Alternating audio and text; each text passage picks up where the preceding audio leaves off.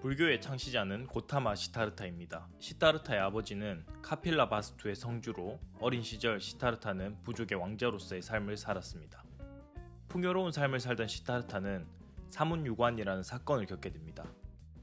궁궐에서 살던 시타르타가 동문, 남문, 서문, 북문 밖에서 생로병사의 4가지 고통을 겪는 사람들을 보고 대중을 구제하기 위해 출가를 결심한 사건이 바로 사문유관입니다.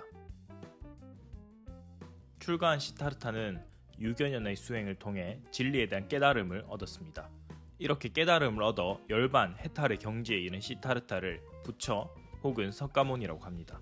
석가모니는 자신이 깨달음을 통해 고통에서 벗어나 해탈의 경지에 이르렀듯이 중생, 즉 보통 사람들도 해탈의 길에 들어설 수 있도록 가르침을 베풀었습니다. 그는 중생의 고통을 자신의 고통으로 여겨 모든 사람들에게 자비의 윤리를 실천한 것입니다.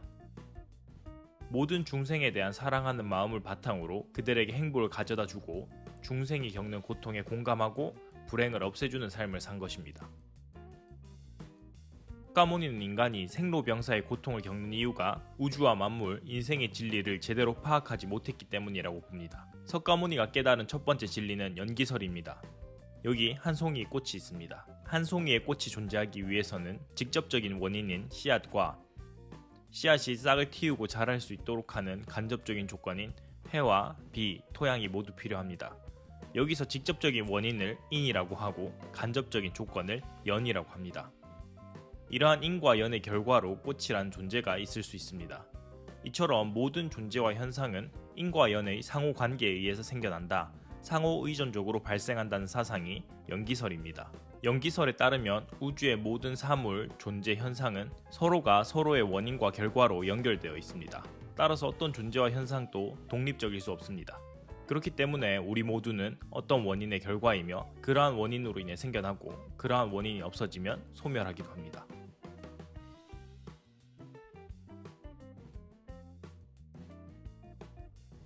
석가모니는 인간이 겪는 생로병사의 고통의 근본적인 원인을 무명, 즉 모든 존재와 현상, 고통까지도 상호의존적으로 발생한다는 연기의 진리를 모르는 것, 어리석음이라고 봅니다. 그러므로 연기의 진리를 깨닫게 되면 고통이 소멸되는 것입니다. 사성제는 석가모니가 깨달은 4가지 성스러운 진리 혹은 깨달음으로 연기설에 기초하고 있습니다. 모든 존재와 현상은 원인과 조건에 의해 생멸한다는 연기설을 바탕으로 인간이 겪는 괴로움, 고통이 생기는 원인과 이를 멸하는 방법을 밝히는 것입니다. 사성제 중에서 고성제는 인생 자체가 고통이라는 현실 판단입니다. 인간은 태어나서 필연적으로 생로병사의 고통을 겪게 된다는 것입니다. 집성제는 이러한 고통이 생기는 원인을 집착이라고 말합니다. 인간의 생이 고통스러운 원인은 진리를 알지 못하기 때문입니다. 여기서 말한 진리가 바로 연기설입니다.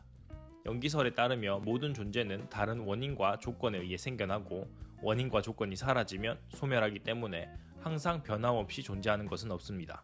이렇게 진리를 깨닫지 못한 상태를 무명이라고 합니다. 하지만 무명의 상태에 있는 사람은 나를 비롯한 모든 존재가 일시적이라는 것을 깨닫지 못하고 다른 사물을 탐하고 애착하고 욕구하게 됩니다. 그리고 이러한 애욕이 집착으로 이어지는 것입니다. 하지만 인간이 집착하는 대상은 변하기 마련이기 때문에 인간은 집착으로 인해 고통받을 수밖에 없습니다. 멸성제는 열반의 경지, 즉 고통이 소멸한 상태에 관한 진리입니다. 멸성제는 깨달음을 얻음으로써 무명에서 벗어나 모든 집착을 벗어던져 모든 번뇌와 고통이 사라진 상태를 의미합니다.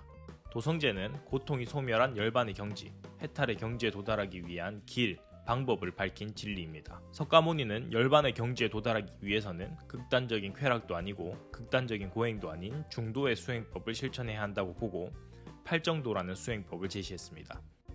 팔정도는 8가지의 수행을 말하는 것으로 수레바퀴가 굴러가듯이 앞의 수행을 바탕으로 점점 수행이 깊어집니다.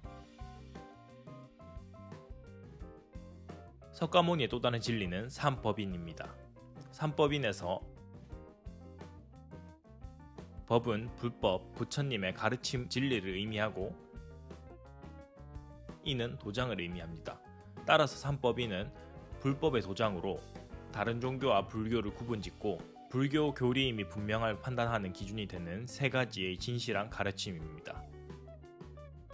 재행무상에서 재행은 인연화합에 의해 생성된 모든 존재를 의미하고 무상은 모든 것은 지속성이 없이 항상 변화한다는 의미입니다. 결국 재행무상이란 모든 것은 인연에 의해 생성된 일시적인 것으로 고정됨이 없이 끊임없이 생멸 변화하며 영원하지 않다는 것입니다. 예를 들어 서로를 위해 목숨을 바칠 것처럼 사랑하는 연인의 관계도 언젠가 이별을 맞이하게 됩니다. 혼자인 상태를 즐기는 사람도 언젠가 사랑하는 사람을 만나기도 합니다.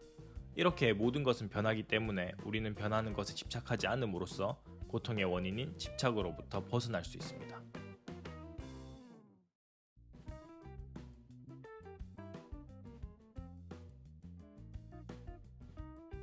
제법무화에서 제법이란 모든 법, 독자적인 본성, 속성, 특성을 지니고 있는 유무형의 모든 존재를 의미합니다. 그리고 무아란 아가 없다는 뜻인데 아는 숨을 쉬며 살아가는 자아, 영혼 등을 의미합니다. 구체적으로 말하면 고정불변하는 실체로서의 자아를 의미합니다. 그래서 제법무아는 모든 존재의 고정된 실체, 고정된 자아는 존재하지 않는다는 의미입니다. 나라는 존재 역시 일시적으로 인연에 의해 현재의 모습을 하고 있을 뿐 불변하는 것이 아닙니다. 그래서 지나간 과거 모습을 그리워하고 집착하는 것은 고통의 원인이 됩니다.